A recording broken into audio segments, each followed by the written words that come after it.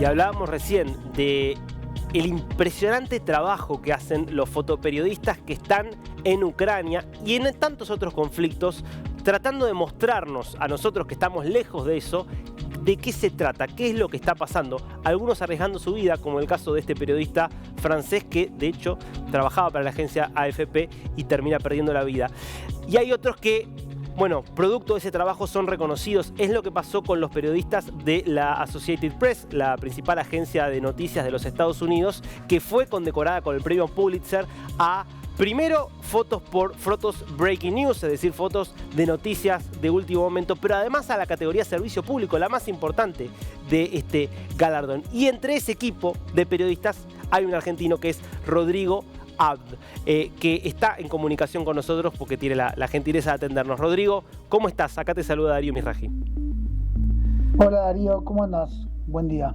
Bien, Rodrigo, bueno, ¿qué se siente ganar un Pulitzer? Hay que decir en el caso de Rodrigo, por segunda vez, porque él ya había sido reconocido por su trabajo en Siria. Es el reconocimiento de un esfuerzo colectivo, no solo en mi trabajo, sino en este caso fuimos siete fotógrafos que cubrimos el conflicto, te diría desde el primer día, en distintos momentos, en distintos lugares y en condiciones a veces muy, muy duras. Vos lo acabas de decir, hay colegas que perdieron la vida desde el principio del conflicto. Y somos conscientes de la dificultad, somos conscientes del peligro, pero también de la importancia que tiene contar lo que está pasando en Ucrania. Y creo que el hecho de haber sido un trabajo individual, pero que después fue colectivo a la hora de ponerlo en el Pulitzer, en el premio Pulitzer, creo que fue bueno porque le dio una potencia grupal muy, muy fuerte, muy, muy contundente, que refleja las atrocidades que vivimos nosotros allá. Me gustaría pedirte eso, si nos contás un poco cómo fue tu experiencia allá, cómo fue esa cobertura por los distintos momentos por los que pasó. Mira, en mi caso yo fui como la segunda tanda de periodistas cuando todavía el ejército ruso estaba encima de Kiev, estaba en las puertas de Kiev. Lo que se esperaba, lo que esperábamos todos era como una avanzada final a Kiev y la derrota del gobierno ucraniano. Y entonces básicamente era cubrir el día a día de los misiles que llegaban a la ciudad de Kiev. Y después la segunda parte de mi cobertura fue una vez que el ejército ruso se va de esa parte del país, se va hacia el norte, fue ver todo lo que había quedado, digamos, la destrucción total de los suburbios en las afueras de Kiev, los cientos de cadáveres regados en las calles, las morgues que se construían, los familiares que iban a reconocer a sus seres queridos, los entierros, un poco como lo que dejó ese frente de batalla. Ya que vas describiendo un poco esos pasos, me gustaría pedirte si podemos ir viendo algunas de las fotos que sacaste y que están dentro de las premiadas para justamente que nos des un poco de contexto. Esto, si no me equivoco, es Bucha, ¿no? Esto es en las afueras de Kiev. Exacto, esto es lo que yo te contaba antes. Bucha y otras ciudades, pero Bucha tal vez fue la más como el centro, el epicentro de la ocupación rusa en las afueras. Esta es una de las avenidas en donde el ejército ucraniano logra parar la avanzada de los tanques rusos. Es una de las batallas más cruentas del lugar. Se puede ver la destrucción y a mí lo que me llamó la atención de esa imagen es esa mujer caminando, que me arrepiento tal vez de no haberme bajado del tanque donde yo estaba parado para poder correr y preguntarme qué está cargando, y que es un poco también creo que lo que tiene la poesía de la imagen. No sabemos bien qué está cargando, pero es raro, ya muy bien vestida, cargando algo en el medio de la agua nieve, en medio de un lugar completamente devastado. También esas incógnitas que nos lleva la imagen es lo que nos hace también atractivo, porque es una imagen que nos hace más preguntas que respuestas. Lo único es contundente, que es ver la destrucción. Parece fuera de contexto ella, ¿no? En esa foto. Exacto, exacto, es cosas que ocurrían. Y en esa misma calle, es curioso, en esa misma calle, yo iba casi todos los días a Bucha porque era una noticia que iba como, todos los días sucedía algo nuevo, ¿no? En este lugar devastado. Y a la semana de ir a Bucha había gente arreglando el internet en esa misma calle, Hmm. entre los tanques.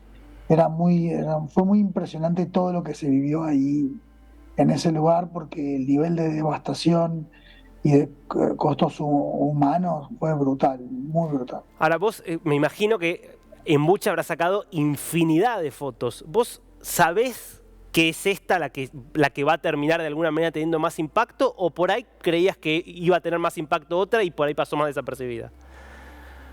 No, eso es el trabajo de la edición, de un editor de la agencia que cuando tiene que elegir 15 fotos de miles y miles y miles, toma en cuenta las imágenes de otros colegas que le agregan otro valor, que tienen otro tipo de acciones.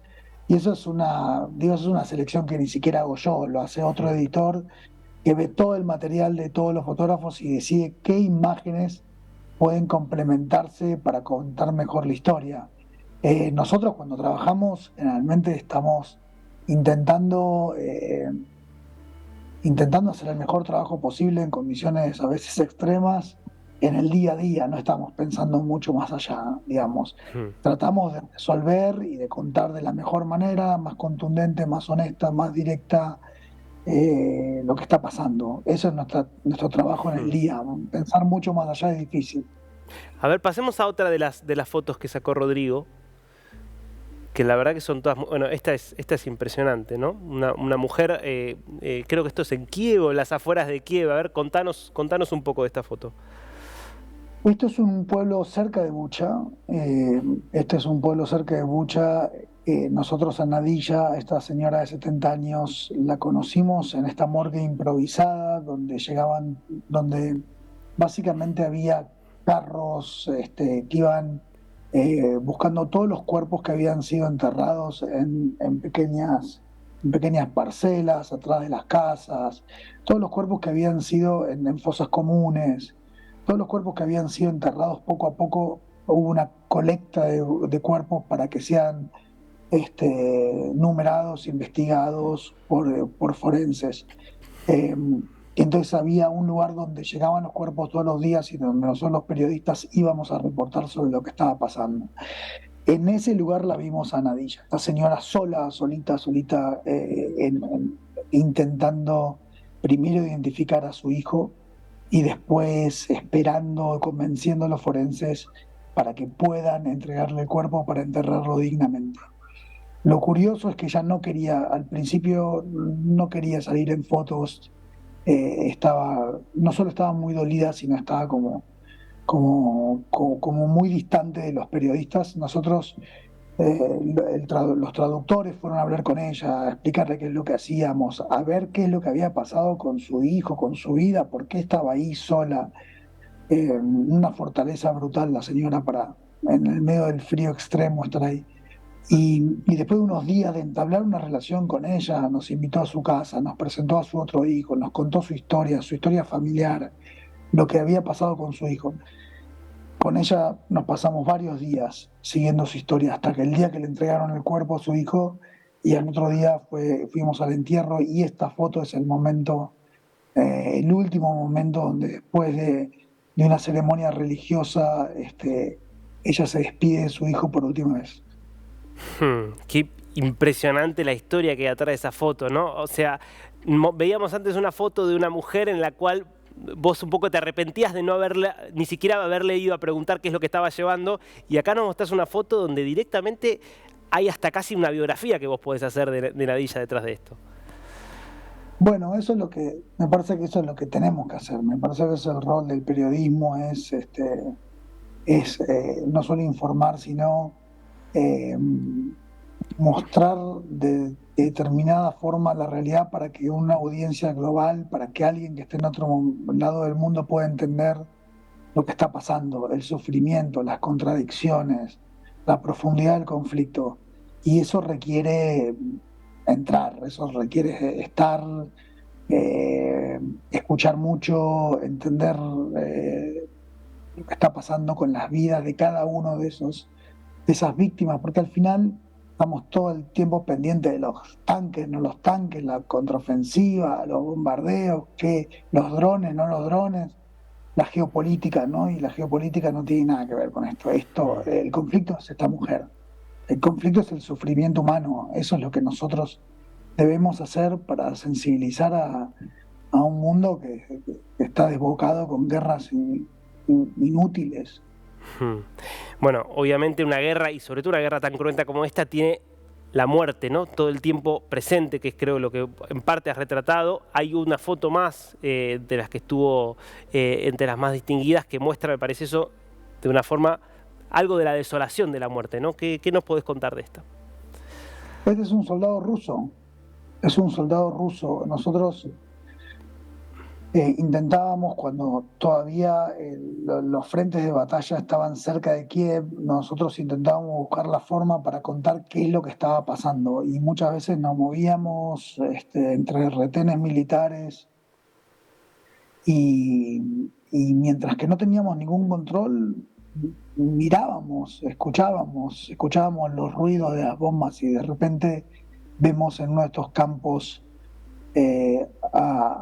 a una serie de vehículos blindados destruidos y encontramos al soldado ruso, a su vestimenta, este, sus pertenencias.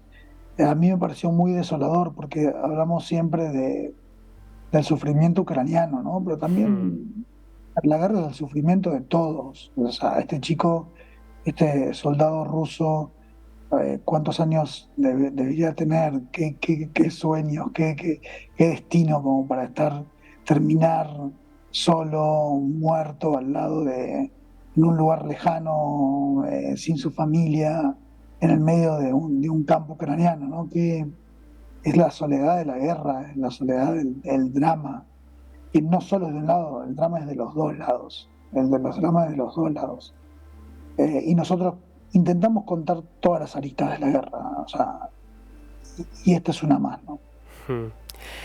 Probablemente esta guerra en Ucrania sea la guerra más transmitida o con mayor cantidad de imágenes y con mayor cantidad de imágenes de video, porque están los propios soldados grabando en tiempo real las cosas que pasan, que son increíbles. Ha habido imágenes que son impresionantes, los TikToks de muchos de los soldados ucranianos, rusos, que graban todo.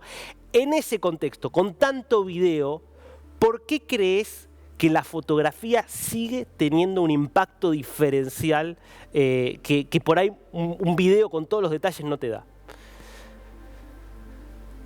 No sé, porque creo que la fotografía, la imagen fija es como, bueno, yo soy fotógrafo, ¿no? Y a mí la imagen fija me parece que tiene una contundencia muy especial. O sea, vos podés tener muchas imágenes de video en la cabeza, de acontecimientos que has visto en televisión, pero generalmente lo que más recordás es una imagen, es una sola. Vos no te acordás tanto de la secuencia, a veces, pero la imagen es muy fuerte, se te queda fija en tu memoria. Yo creo que sigue teniendo vigencia y las dos cosas hoy también se pueden complementar, ¿no? O sea, hoy tenés en todos los canales de televisión, tenés fotos fijas que acompañan los informes de televisión, tenés webs que combinan la fotografía, los clips con los clips de video. Creo que la fotografía sigue teniendo una vigencia brutal. Y no sé, salvo algunas cosas, no sé, la entrada del avión, de las Torres Gemelas, eh, o algunas imágenes de televisión que también se te quedan en la cabeza. A mí personalmente se me quedan más imágenes fijas, tal vez porque siento que son más fáciles de almacenar en mi cabeza. Hmm. Vos estuviste en Siria también registrando una guerra civil que fue tremenda. ¿Qué comparación, qué diferencias, qué puntos de contacto ves entre lo que viste en Ucrania y lo que habías visto antes en Siria? Bueno, bueno, cosas similares y cosas diferentes. Lo similar es el dolor, la muerte, la destrucción, los millones de refugiados sirios que hay en todo el mundo, los millones de refugiados ucranianos que salieron corriendo después de la invasión rusa el 14 de febrero del año pasado. Y cuestiones diferentes es nada, acá estamos hablando de dos ejércitos regulares, de dos ejércitos que tienen toda la tecnología del mundo, que están peleando en Europa, con el apoyo de los ejércitos más poderosos del mundo.